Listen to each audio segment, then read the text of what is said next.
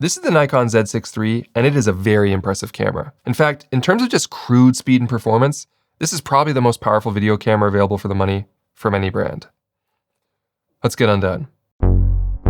Gerald Undone. He's crazy. What's happening, everybody? I'm Gerald Undone, and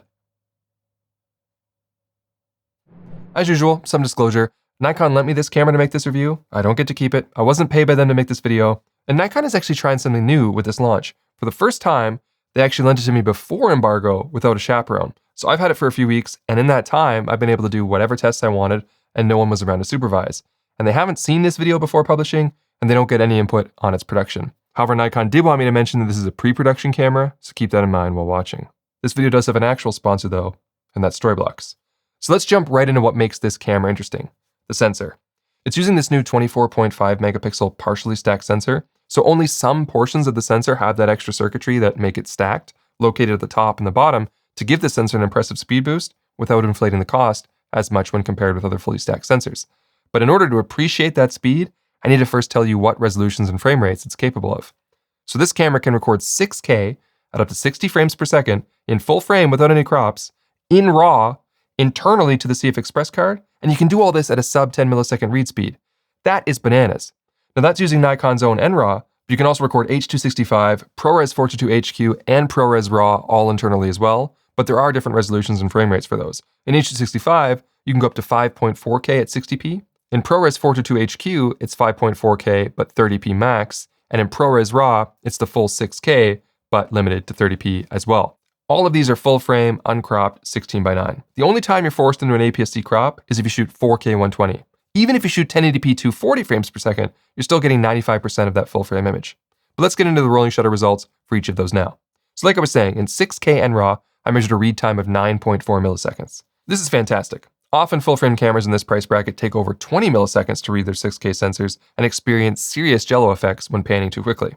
But this Z6 III is the fastest full frame camera under $4,000, which is great. And because every one of those other modes is derived from that 6K readout, you can expect the same speed from the 5.4K modes and the 4K, which is oversampled from the 6K image. However, if you shoot 4K 120, which does experience a 1.5 times crop, your read time will speed up to 6.23 milliseconds. You just won't be oversampling from 6K. So yeah, this sensor is very, very fast. However, nothing is without compromises, and in the case of the Nikon Z6 III, being that fast comes with some dynamic range drawbacks. So I've got those results to show you as well, but before that, let's test the mic jack on this camera so I can tell you about the sponsor of today's video, Storyblocks. Now Nikon has improved the preamps on this camera over its predecessor and added a line level input option, so you can use a recorder like my Zoom F6 as your XLR inputs and then patch that audio into your camera for easier post-production. But my Zoom can only do that at line level, so the camera needs to support that hotter signal, and the Z6 III handles that beautifully. Check, check, check. So here, listen to my boom mic routed into the camera while I tell you that Storyblocks is a stock media platform that offers unlimited downloads of diverse and high quality content for one predictable subscription cost. No more expensive pay-per-click pricing, just pick a plan, pay that fee, and that's it. And you'll enjoy a library of over 1 million HD and 4K video files, images, and motion graphics templates. And speaking of those graphics, Storyblocks has expanded their library beyond just Premiere Pro and After Effects, and now includes customizable DaVinci Resolve templates for motion graphics and animated sequences, an essential tool for creating professional-looking videos at scale. And it's always easy to find what you're looking for on Storyblocks because the platform is very intuitive and new content is commissioned frequently to ensure you'll have fresh assets to satisfy your project. So to get started with unlimited stock media downloads at one set price, head to storyblocks.com/undone or click the link in the description. Okay, dynamic range. So if you're new to dynamic range testing, what we do is we film a chart called the Xyla 21, which has a graduated scale of increasing intensities of light. And then we take that image and we run it through a program called Imatest, which gives us this result here. And along the top, you can see what our test case was. In this case, this is the 6K on the 6K timeline and 24p NRAW and ISO 800, which is the base ISO. And the reason why I specify the timeline is because it will let you know whether any oversampling took place. And in this case, there was no oversampling, no noise reduction, just NRAW 6K. And then over here at slope-based DR, we're going to see the total amount of stops that Imatest detected, which is 14 stops, which is decent. But then we go down to the 0.5 medium, which will give us a signal noise ratio of 2, which is a more acceptable, clean stops, like the stops you would actually want to use. And in that case, we get 9.89, so about 10. Now this is not a great result. So let's work with that image a little bit and see what a more realistic comparison would be if we were to compare it to, say, the H.265 that you could get inside of a Sony camera. So this next one is just what happens if you put it on a 4K timeline. So you do sort of oversampling yourself in post. And we get a medium score of 10.6. This is still NRAW and still no noise reduction. So now what happens if we were to apply some noise reduction? Because most cameras, like my Sony cameras that have built-in noise reduction, you can't turn it off, so we have to compare that fairly. So if we put a moderate amount of temporal noise reduction using DaVinci Resolve, our score jumps way up to 12.5. Now, this might be a bit aggressive and maybe a little bit more, but I compared it to what a noise-reduced image looks like on other mirrorless cameras, and I get sort of a similar result. But maybe you could take a little bit off here to be conservative. But we can get over 12 stops by applying noise reduction in post to the raw image.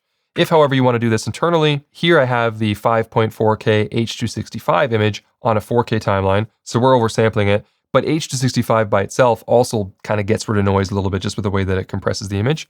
And so we jump up to 11.6, and we get a 14.2 on the slope-based DR. And if we let the camera do that, so 4K and 4K, that means the camera oversampled it, and we just took that 4K oversampled image and stuck it on a 4K timeline, still H.265, we get 11.7. This is good to know that the in-camera oversampling or the post oversampling is going to get you both the same result. I still think that the Sonys outperform the Nikon a little bit in dynamic range, even when trying to equalize everything.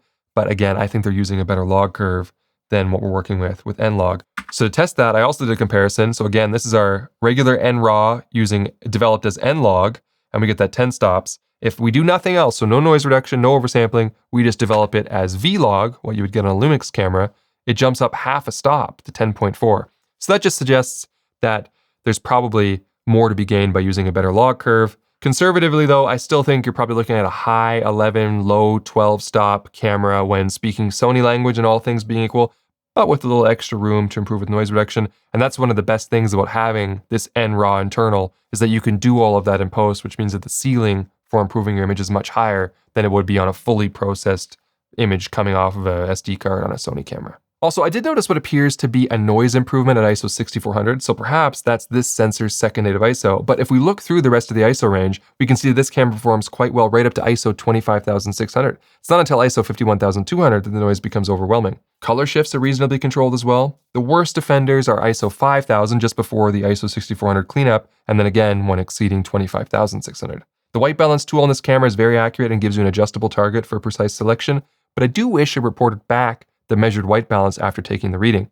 And overall, color accuracy on this camera is great. In fact, Nikon often ranks at the top for color accuracy in my testing, especially their built-in flat profile. But for maximum dynamic range, N-Log is best. But I still have an issue with the official Nikon LUTs for N-Log. We're using the second version of the Nikon LUT on this camera, similar to the Z8, but that still means that exposing is unnatural. The original N-Log LUT was good because if you exposed N-Log according to the white paper, you would get correct exposure after applying the LUT. The problem, however, was the tonality was extremely harsh.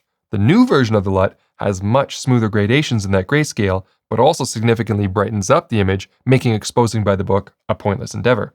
It might be time for Nikon to develop an N-Log 2 and a new LUT that balances better exposure principles with the nice transitions they've established recently and possibly capture more dynamic range. Plus, the addition of uploading user LUTs to the camera and having more flexible view assist options would be highly welcome. But regardless, even in its current state, with a little tweaking in post, you're going to be able to create terrific images with this camera. I also tested the battery life. When shooting at 6K 60 NRAW, I got 101 minutes before the battery died. I didn't get any overheating warnings in this mode, but please keep in mind that my ambient temperatures are on the low side, so I can't make any claims about how this camera will perform in hotter environments, but it does seem quite reliable in a climate-controlled setting. In 4K 24 H.265, I got 2 hours and 21 minutes, which is a very respectable result, and again, no overheating in my studio. And then lastly, I tried the oversampled 4K 60 and even connected a USB-C cable to the camera to test the power delivery. After about 3 hours, I did have a yellow temperature caution on the screen, but it never turned red or shut down. I kept it running for 6 hours total and then shut it down myself. The battery was still full, so the USB-C power delivery works quite well. When it comes to recording those codecs, the heavier ones will only work on the CF Express slots, but the H.265 combos can be recorded to the SD card. However, even if you choose a codec that both slots support, there is no redundant recording option. I wish Nikon would consider adding backup recording to their cameras for the codecs that would allow it. You can use the HDMI output for backup though, as it provides a clean, high-quality signal, and thankfully is using a full-size Type A port. One of the things I like most about it though, when compared to my Sony's, is that on the Nikon, you can mirror the on-screen information and have it display on both the LCD screen on the back of the camera and the HDMI simultaneously. You can also use the viewfinder in this way too, so you can be looking through the viewfinder and showing what you see on it over HDMI as well. Pretty cool function. The only limitations I found is that there's no way to enable the N-Log view assist over HDMI, and when you're recording NRAW internally, the HDMI output seems to be limited to 1080p. But in other modes, you do get a proper 4K output. Oh, and speaking of that viewfinder, it's excellent. I believe this is the world's brightest EVF or something. It outputs 4,000 nits, which is an absolutely insane spec, and apparently it even supports DCI P3 color gamut in case, you wanted to edit your videos using your viewfinder. But no, the screens are great on this camera. The LCD is also the largest and highest res display in its class, and it's now fully articulating, which is appreciated. My only real complaint about this body, as you can hear, is that the strap triangles are of the noisy, jangly variety. Stabilization is a mixed bag. If you're just trying to lock off some static handheld shots, it can do a pretty decent job. Certainly not the best I've ever seen, but probably enough for most standard focal lengths. However, for follow shots or anything with footsteps, it's not as compelling. You do have the option to enable the electronic VR, which at the cost of an added crop does improve this type of shot dramatically, but it still doesn't look as smooth as we've seen from competing brands. But autofocus on this camera is quite good. It inherits many aspects from its bigger siblings, has new algorithms, 9 different detection modes, 3D tracking, the works. In my testing for video, I was able to track a face down to about 4 stops underexposed and 4 stops over, which is great. Now, I was only using the 24-70, which isn't the fastest focusing lens for video for rapid movements, but the camera itself was quite sticky and felt very confident for talking head. Overall, I think this is a fantastic camera for the money, which I'm told is going to be priced at $2,500 US. If you consider what else is available in that price bracket, I think Nikon has a really compelling option with the Z6 III. They've definitely achieved many best-in-class titles with this body and have convincingly set the tone for what a 6K hybrid camera is capable of. All right, I'm done.